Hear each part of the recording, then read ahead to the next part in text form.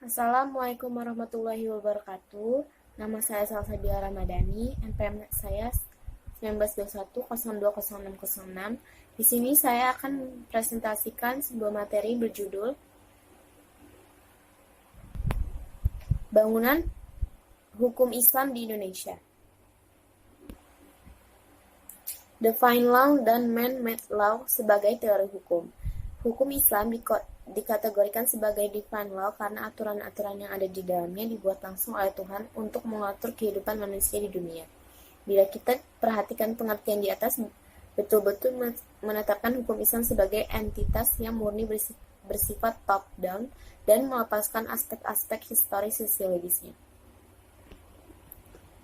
Sebagaimana yang dapat kita pahami dari kutipan di bawah ini, konsep hukum menurut usul fikih pada dasarnya terletak di atas pandangan bahwa hukum itu bersifat keagamaan. Sejak periode paling awal sejarah Islam, hukum telah dipandang sebagai keluar dan merupakan bagian dari syariah. Adapun syariah sebagaimana telah dijelaskan adalah pola tingkah laku manusia yang diatur oleh Allah. Konsep hukum seperti itu sejalan dengan pandangan bahwa hukum itu harus bersumber langsung atau tidak langsung dari wahyu Tuhan yaitu Al-Quran dan penjelasan dari Nabi Muhammad yang disebut sunnah. Bila kutipan di atas dikaitkan dengan politik, maka itulah yang disebut dengan nomokrasi negara Islam. Sifat nomokrasi negara Islam menunjukkan kepercayaan kepada supremasi hukum suci yang menjadi sumber otoritas pemerintahan. Menurut Khaduri, warga negara Islam adalah hamba Allah dan hukum-hukumnya adalah hukum suci. Karena ia berasal dari Allah, tidak diterapkan oleh manusia. Hukum suci seperti itu adalah pasti benar dan manusia hanya bisa mematuhi karena Allah lebih mengetahui dari otoritas maupun terhadap kebutuhan hambanya. Dalam usaha menaati hukum, manusia menyadari akan tujuan-tujuan agamanya. Karena hukum dalam Islam memiliki karakter sebagai sebuah kewajiban religius. Pada waktu yang sama, ia juga memberikan dukungan politik bagi agama Islam. Pada kenyataannya, hukum Islam merupakan perintah Tuhan dan bersifat mengikat sebagai sebuah cita-cita agama yang berbeda dengan hukum buatan manusia, dan dianggap sebagai fenomena sosial yang tunduk pada kebutuhan manusia dan nilai-nilai. Karena itu, hukum dalam pandangan pemikiran Muslim pada kenyataan bukanlah termasuk kajian yang independen dan empiris.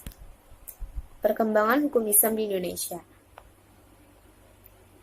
Pada bagian ini akan mendiskusikan relasi epistemologi hukum Islam Indonesia dengan pembangunan hukum Islam Indonesia namun sebelum kita lebih lanjut membahas persoalan tersebut, mengetahui apa yang dimaksud dengan hukum nasional, mengapa kita membutuhkan hukum nasional dan bagaimana cara kita mewujudkan hukum nasional tersebut. Pembangunan hukum di Indonesia.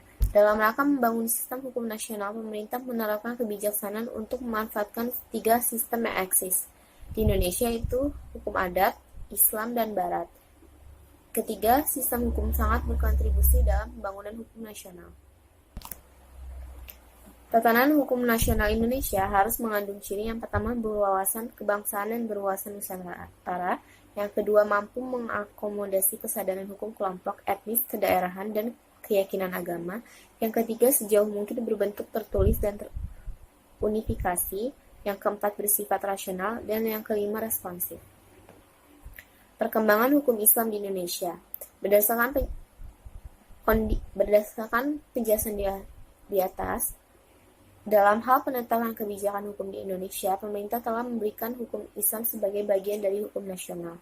Kondisi itu tidak semata-mata terjadi di Indonesia, tapi terjadi pula di negara-negara berpenduduk Muslim, baik yang memiliki konstitusi Islam maupun yang tidak memilikinya. Sebagai usaha sebuah sistem hukum atau bagian dari sebuah sistem hukum, ia mempunyai teks tertulis dalam bidang-bidang yang dicakupkan, memiliki lembaga peradilan sesuai tingkat-tingkat yang diperlukan, dan mempunyai alat penegak hukum untuk menjalankannya. Baiklah, sekian presentasi dari saya.